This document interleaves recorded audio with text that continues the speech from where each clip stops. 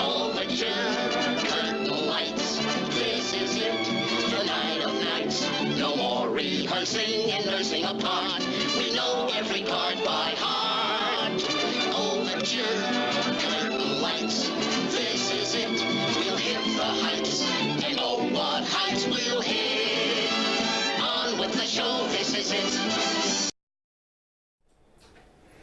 Hey everybody, I'm Q Scott, and this is On With The Show, where we talk about movies, television, and a little local theater. And before I get started on the movies that I saw this week and recommend for this weekend, there's some things, they're in-house things I need to talk about concerning the news that happened in the last 24 hours. First, let's talk about Mr. Bill. Bill Cosby has been convicted, I believe, of at least three charges of sexual misconduct. I'm not going to go into a lot of details about it, but I think it's kind of interesting and kind of sad. Here's a guy who pretty much had it all. He was America's dad. He had this image, and he pretty much decided to throw it away. If I don't know, for whatever reason, I guess he thought he was untouchable. We've had a number of issues like this in the last year or so, starting with Harvey Weinstein. This morning I wake up and find out someone just accused Tom Brokaw of sexual misconduct from the 90s. I'm kind of concerned because I kind of wonder, and again, someone, when I said something to somebody about this, I said, I wonder why it took women so long to report this. Why didn't they just, the guy was so famous, and so this could have really broken back then, and the woman, my friend basically says, well, you're a man, you wouldn't understand this. And I kind of agree, I probably wouldn't understand this. But right now, Tom Brokaw is an old man. I hear he's dying of cancer. It's a sad thing, and I just kind of wonder what's going on. But I think, but as far as Bill Cosby, he's in his 80s. They're going to appeal the verdict. I don't think he's going to spend any time in jail, sadly enough. And again, I think this is just a huge downfall from where the guy was to where he is now. And I think it's just really sad. Moving right along, another piece of news today is that Amazon announced they were increasing their rates for Amazon Prime from $99 a year to $119 a year, and it kind of has some people kind of like, oh my gosh, why? Well, this is actually kind of standard business practice. You have a service here that is becoming more and more popular. They're streaming more and more of their own shows. And it's going to become more and more expensive. It's been $99, I think, for at least the last 5 years. Is that about right, Tyler? About the last 5 years, you think? I think so. Yeah, and so this is not uncommon. Businesses raise their rates. Bless you. Businesses raise their rates. I am polite. Businesses raise their rates all the time. It's like, you go to the local hamburger stand, and the hamburger that you once were buying for 99 cents is now $1.25. Does it break your bank? No. It's kind of a surprise in the beginning, but you get over it. And for $119, people aren't going to flinch. They're just going to be, okay, I'm going to pay the extra $20 because it's the service they want. They're already getting the most out of it. Amazon pretty much is the what I call the video store of the future, and so that's just where it's going to go. So moving right along, let's talk about the movie that opened this weekend. Everybody's been waiting on for at least about the last year, and that's Avengers: Infinity War. And now let me tell you something. This film was every bit of what it was built for, and it was interesting because I was a little worried. Somebody had asked me earlier this week, do you think they're overhyping this film? And I kind of thought about it. I went, yeah, they kind of are a little bit overhyping this film. And the worry about that is when you overhype a film, it usually is a sign from the studios that it's not very good. But I think my expectations. So my expectations were kind of like varied. I was just looking forward to seeing how they were going to do it, and it worked out just well. They do go through about 3 different storylines. This is something that I talked about with Randy Lionel and Chad Mann yesterday during the leadoff show, and they have about 3 different storylines. They have one in outer space. with Guardians of the Galaxy, pretty much with Iron Man and Spider-Man. They have one on Earth with Captain America and Black Widow, and Black Panther, and then of course there's the third storyline with Thanos. Now here's the interesting part about this film: Thanos is your protagonist. I know a lot of people are kind of, when does the villain really become the protagonist? Well, this film is that film where the villain is the protagonist, and you have the Avengers and the Guardians trying to stop him from getting the Infinity Stones. I'm not going to go into a lot of detail because I want you to go see this film. This is a solid A film. Solid, grade A film.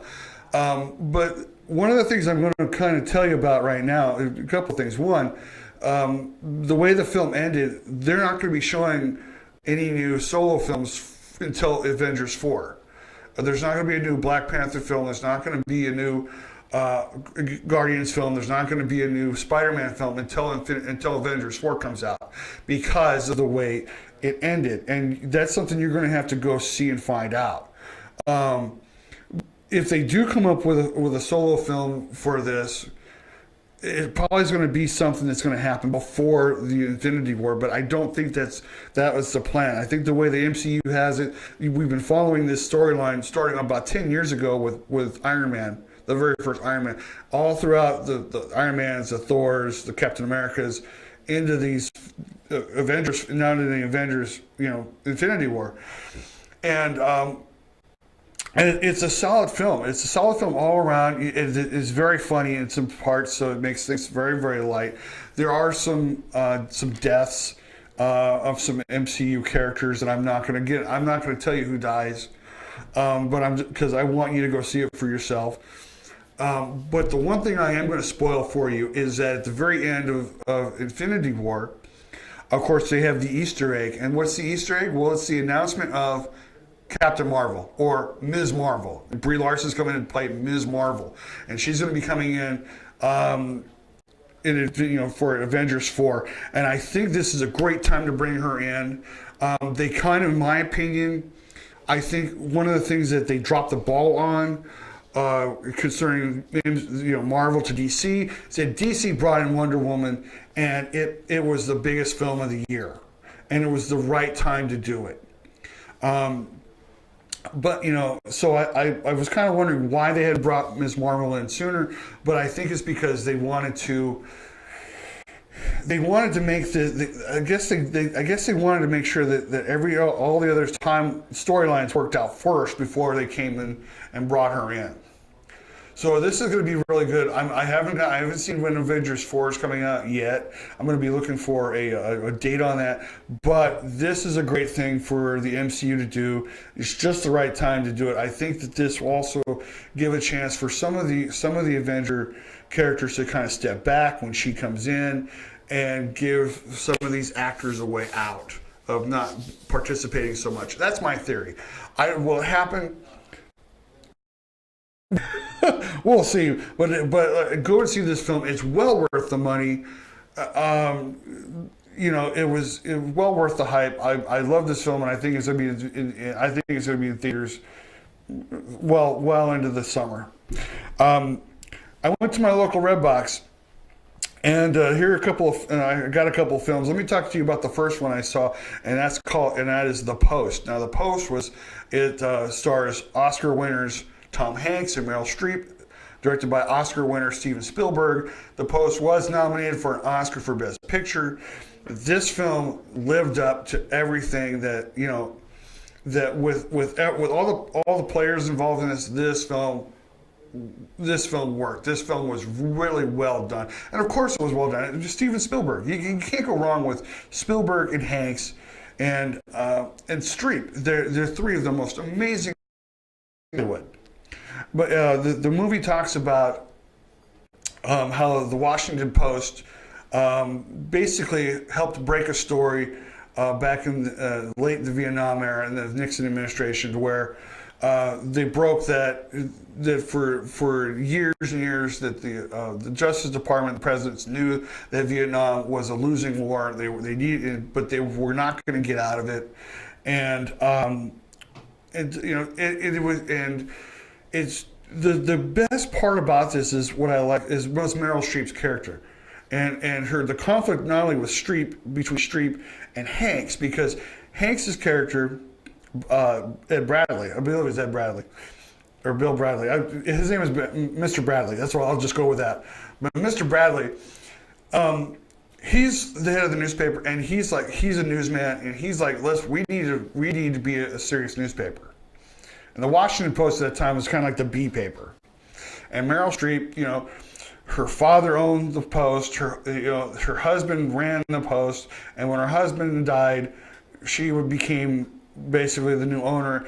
And it was in an era in the early 70s where, and this is a great scene because there's a great scene in this film where the men go to start talking about politics, and all of a sudden the women get up and go into the next room. And I was like, oh my gosh, that still happened in the 70s? And you hear the man around the table talking about politics, and you have the women going into the other room to talk about the latest fashions and the latest gossip and all this other stuff. And there goes Meryl Streep with the women. And I was just floored that this was happening. And her character was kind of, to see the growth of her character, to try to come, where it was into where it became, where she basically grew and made the decisions to where it's like, she knew what was at risk. She knew that if her paper helped expose this, they could be, and not only that, it was very serious. It went up to the Supreme Court. It was basically, the freedom of the press versus the national security of the United States for Vietnam.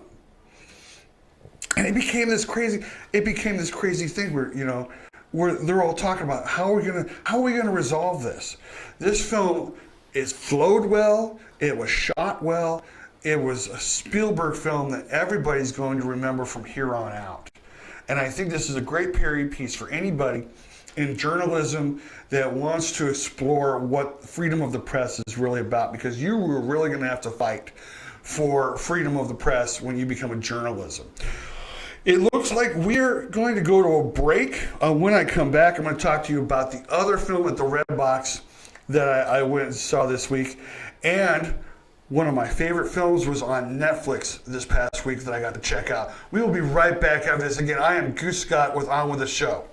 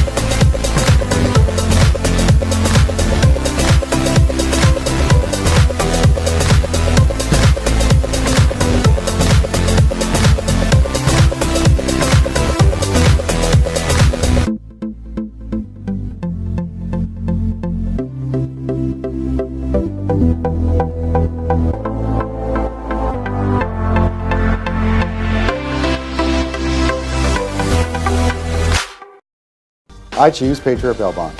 We choose Patriot Bail Bonds. We choose Patriot Bail Bonds. If the best criminal attorneys choose Patriot Bail Bonds, who would you choose? Patriot Bail Bonds. We fight for your freedom. Your home is perfect. Until it's not. We understand that life has its changes. As your family grows, we're here to help grow with you. Because taking care of your family is important to you and important to us. Your story starts here with Cornerstone Mortgage.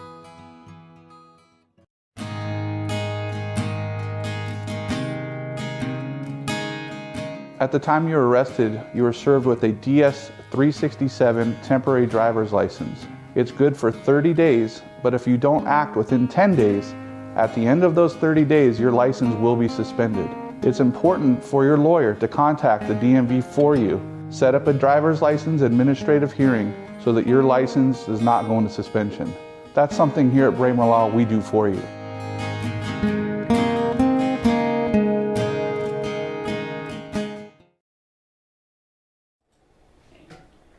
Hey, this is Goose Guy. We're back with On With The Show. We are broadcasting from the beautiful Bakersfield Music Hall of Fame on Kurgcast.com. I want to thank my producer, Tyler Scott. We are now at a new time at 3 o'clock every Friday. And we are just enjoying ourselves. We're having a lot of fun, and that's the way I like to do. That's the way I like to work. I like to have a lot of fun. Let me tell you about the other movie we got at the Red Box this week, and it was a movie I had a chance to watch last week, and I'm busy, so I didn't have a chance to sit down and watch it. But this time I did have a chance to watch it, and that's a movie called Proud Mary, and Proud Mary stars Taraji P. Henson. It's P or B or. Huh? Just call him Henson. I miss Henson. I'm sorry if I screw up your name. I really apologize. But she's best known right now for being on Empire, on Fox's Empire. She she's the lead in Proud Mary, and this is a great film, a great action film. I won't recommend it for little kids. I can probably for older teens, older teens. A lot of action, a lot of foul language. And it kind of reminded, when I first started watching it, it kind of reminded me a little bit about the blaxploitation films from the 70s, just a little bit. I think there was a little bit of a hint of what is an influence of that. But this movie stands up on its own, and Taraji B. Henson, she plays Mary, who is basically a mob assassin in Boston. She plays a mob assassin in Boston. So anyway, that's about the best Boston accent I'm going to give you. And what happens is that she does a job, she kills a mark, and as she's in the house, she hears something, and she goes and finds that there's a young child in the house who doesn't even know she's there, and so she slips out because she has a rule: I don't do children. So then you go a year later, and that young child he's now working for another mob boss. And Mary basically follows this kid to make sure that, is he okay? Is he safe? And she kind of feels a little guilty about what has happened, because this is not the life you want any kid to go through. And so when the kid named Danny, when Danny he passes out, Mary takes him home. She becomes a mother figure to him. She starts dressing him. She lays down some rules. She lays down some laws. But the crazy thing is, she still works for her mob boss, who's played by Danny Glover. And my only problem with Danny Glover's character or performance in this is he's a little stiff, just a little. I think he's trying to play Godfather type of, he's trying to play. It's so. It's kind of like, I don't know. I didn't quite buy it entirely. Actor Billy Brown, he plays Tom, who is basically the second in command, the Godfather's son, Mary's ex-boyfriend. You can see the complications coming out of this already. So Mary basically gets in a little trouble, and she has to try to fix it, and she wants out. And so because she wants to be able to just take Danny and they can go live a life, the complications start to happen, as you can imagine. But this is a great film, great character film.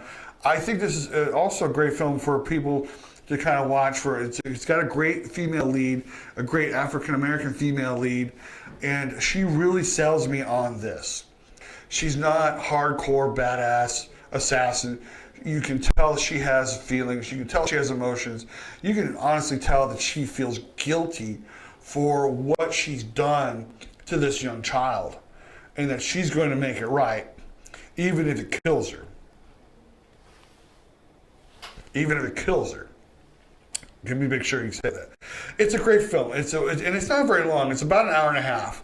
And I think that, like I said, it's not a film for you can watch with little kids. I would say older kids, adults. Great action film. Bullets are flying everywhere. You will really enjoy this film. I recommend you go out to your local Redbox and pick this up. Now, when I went away, I told you that one of my favorite films was on Netflix this week.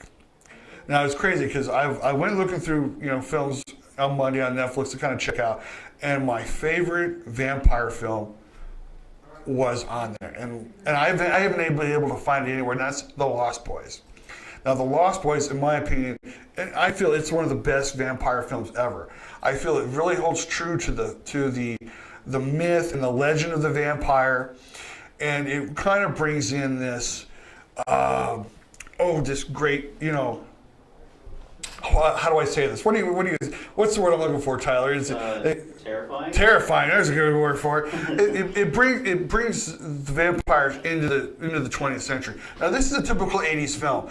It was directed by Joel Schumacher, who I will tell you, yes, he did Batman and Robin in one of the worst films ever made. But this was before that. So, and you can kind of see the stuff that happens. You can kind of see some of the things that he does that are influences from Batman and Robin, but they're very subtle. This is a great 80s film. It stars Jason Patric, Kiefer Sutherland, Jamie Gertz, Diane Weiss, the Coreys, Corey Haim and Corey Feldman. It brings the legend of the vampire, in my opinion, the true vampire, to life. And what's interesting is there's a line in there Kiefer Sutherland says is that you never grow old, and you never grow old and you never die. Which is basically the concept of because when people talk about Peter Pan, the Lost Boys. You never grow old, and So this is a great film to watch. It's a scary film to watch. I wouldn't watch this with little kids. It's very terrifying.